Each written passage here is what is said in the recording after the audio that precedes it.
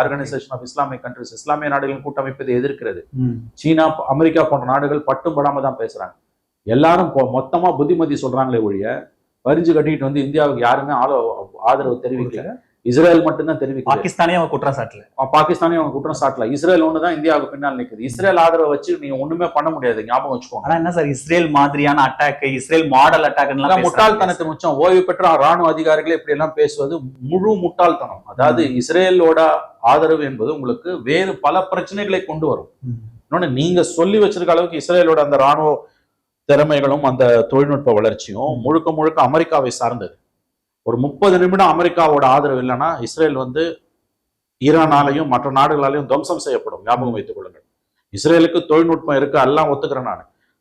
ஆனா இஸ்ரேல் உதவியை நீங்கள் ஒருவேளை நாடுகிறீர்கள் என்றால் அதற்கான எதிர்வினை மிக கடுமையாக இருக்கும். ஆர்கனைசேஷன் ஆஃப் இஸ்லாமிக் கண்ட்ரிஸ் முழுவதுமாக இஸ்லாமிய நாடுகள், அரபு நாடுகளை நீங்கள் பகைத்துக் கொள்வீர்கள்.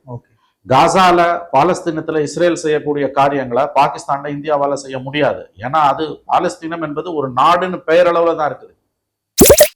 ஆனா பாகிஸ்தான் வந்து ஒரு 30 கோடி மக்களை கொண்ட நாடு, அணு ஆயுதம் தாங்கிய நாடு.